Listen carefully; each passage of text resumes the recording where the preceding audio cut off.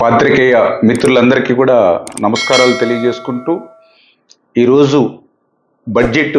ఎంతో ఆశాజనకంగా ఏదైతే గతంలో మనందరం కూడా చూసాం, ఒక హిరోషిమా నాగసాకి మీద అణు విస్ఫోటనం జరిగినటువంటి స్థితిలో కూడా దాని నుంచి ఎట్లా మళ్ళీ తిరిగి నిలదొక్కుని ఆ హిరోషిమా నాగసాకి అభివృద్ధి చెందాయో, అదేవిధంగా గత 5 సంవత్సరాల జగన్ పాలన విధ్వంసం నుండి మళ్ళీ ఈరోజు చంద్రబాబు నాయుడు గారి యొక్క సారథ్యంలో ఈ రాష్ట్రం మళ్ళీ నిలదొక్కుని అభివృద్ధి పదంలో ముందుకెళ్తుందనేటువంటి విశ్వాసం ఈ రోజు ఉన్నటువంటి బడ్జెట్ ద్వారా మనందరికి కూడా మరి ఉంటుందనే విషయాన్ని సందర్భంగా తెలియజేసుకుంటూ ఉన్నా. అందులో పర్టికులర్గా ఇరిగేషన్ శాఖకు ఆ రోజు అన్న ఎన్టీఆర్ గారి దగ్గర నుండి ఈ రోజు చంద్రబాబు నాయుడు గారి వరకు ఇరిగేషన్ శాఖ అత్యంత ప్రాధాన్యత ఈ రాష్ట్రంలో ఇచ్చినటువంటి ఘనత. అందులో కూడా ఈరోజు చూసాం 18,000 కోట్ల రూపాయలు ఇరిగేషన్ శాఖకు పెద్ద ఎత్తున ఈరోజు బడ్జెట్లో నిధులు కేటాయిస్తూ, అందులో కూడా గత 15-20 సంవత్సరాల నుండి దీర్ఘకాలికంగా మరి పెండింగ్ లో ఉన్నటువంటి ప్రాజెక్టుల్ని ఒక షెడ్యూల్ పెట్టుకుని కంప్లీట్ చేసేటువంటి విధంగా అందులో పర్టికులర్గా ఏదైతే పోలవరం రేపు 2027 డిసెంబర్ కల్లా పూర్తి చేసి ఆ గోదావరి జలాలు అటు ఉత్తరాంధ్రకు ఇటు రాయలసీమకు ప్రవహించేటువంటి విధంగా ఈరోజు బడ్జెట్లో కేటాయింపులు ఎంతో ఆశాజనకంగా.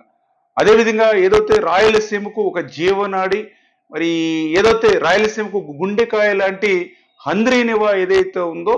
లైఫ్ లైన్ ఏదైతే ఉందో, అటువంటి హంద్రీనివా కూడా ఈరోజు 3,240 కోట్ల రూపాయలు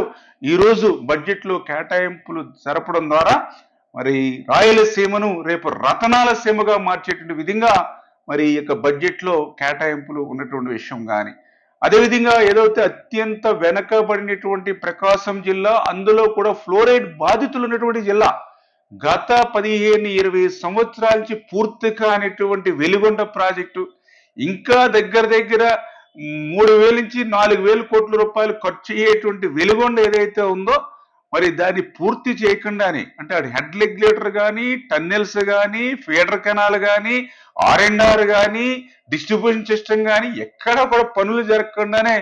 జాతికి అంకితం చేసినటువంటి మహానుభావుడు గత ముఖ్యమంత్రి అయితే ఈ రోజు ఆ వెలిగొండను ఖచ్చితంగా రేపు 2026 జూలై కల్లా మరి వాటర్ మరి ప్రవహించేటువంటి విధంగా ఈరోజు బడ్జెట్లో కేటాయింపులు చేసినటువంటి విషయంలో కానీ, అదేవిధంగా ఏదైతే చింతలపూడి ఎత్తిపోతల పథకం ఒక చిరకాల కోరికగా ఏదైతే ఉండిపోయిందో దాన్ని కూడా నెరవేర్చేటువంటి విధంగా ఈరోజు బడ్జెట్లో దానికి ప్రాధాన్యత ఇచ్చినటువంటి విషయంలో కానీ, అదేవిధంగా ఏదైతే ఉత్తరాంధ్ర సుజల స్రవంతి, అదేవిధంగా వంశధార 2ను కూడా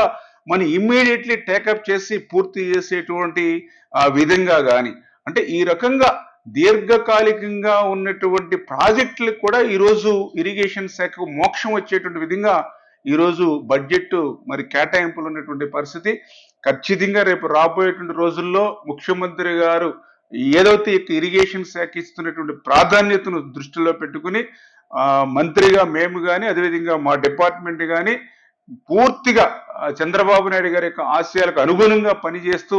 ఈ దీర్ఘకాలికంగా పెండింగ్ లో ఉన్నటువంటి ప్రాజెక్ట్స్ ఏవైతే ఉన్నాయో వీటిని పూర్తి చేసేటువంటి విధంగా, అదేవిధంగా ఏదైతే పోలవరం లెఫ్ట్ కెనాల్ ఏదైతే ఉందో ఆ లెఫ్ట్ కెనాల్ ని కూడా 2025